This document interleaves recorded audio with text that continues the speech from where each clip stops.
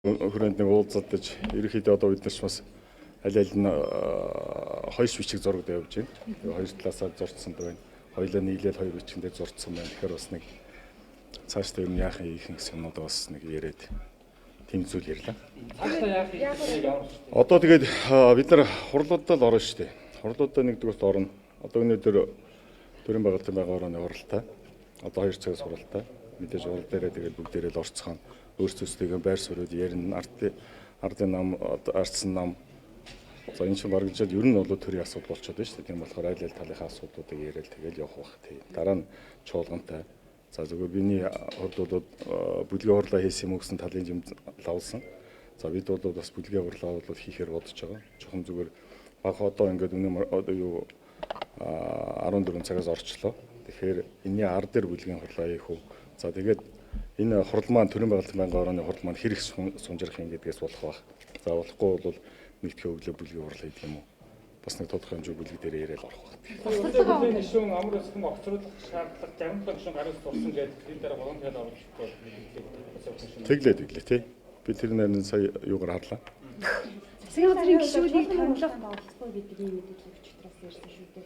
Нараас чинь өөрөө чуулганы урлагийн Ер нь бол бас юуны хувьд бол орохгүй байхын зүйтэй юм уу гэсэн удирдахгүй байх асуудал ярьж байлаа шүү дээ. Түүнээс шиг хурлынхаа гишүүний хувьд бол энэ мөрөө ирэх нь бол нээлттэй байж байгаа шүү дээ. Тийм болохоор чинь шууд татнагсан асуудал байхгүй. Засгийн газрын гишүүнийг томилох саналыг бүлгийн даргалан За мэдгүй надад сая тэгж хэлсэнгүү. Тий. Зүгээр бидний хувьд бол ямар ч байсан намын бүлэг дээр бол хуралдах ёстой. Удирдах зөвлөө хуралдуул гэсэн нэг шаардлагуудыг тавьсан. Удирдах зөвлөл маань өмнөдөө хүртэл хуралдсангүй. Тийм болохоор одоо бүлгийн хуралдааныг хийхээ зүгээр аргагүй боллоо. Хэдээс Монгол Ардын намаас эвгэрийг одоо намаас нэг хөөсөө одоо энэ шийдвэрийн танд гаргаж ирсэн байна. Ирэг байна. Ирсэн. Зөвлөлийн бичиг өгүүлсэн. Ардын намын бүлэг хэдээс судалсан? Ардын намын бүлэг би сая хэллээ шүү дээ. Харин баг хурлынхаа юуны хар дээр хуралдах юм уу гэж тий. Тэгэхээр чуулганы өмнө хуралдах уу гэсэн асуудал байж тий. дарганы иргэд зөвлөл дээр танаас санал гаргасан гэдэг мэдээлэл өчтөр тамийн өгсөн. Хэнийг? Засгийн газрын гишүүнийг томилох тухай саналыг ерхий сайдын асуудлын дараагаар оруулах. Тэр чинь зөв шүү дээ. Ер нь бол засгийн газрын асуудал ярьж байгаа тэрүүхэн хоёрын хооронд сайдын асуудал яриад яах вэ?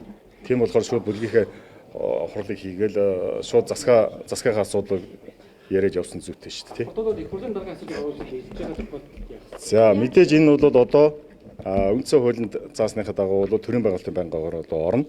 Тэгэхдээ одоо өнөөдөр орох уу хизээ орох уу гэдэг асуулт чинь шат дараалаад явах хэрэгтэй тийм. За баярлалаа.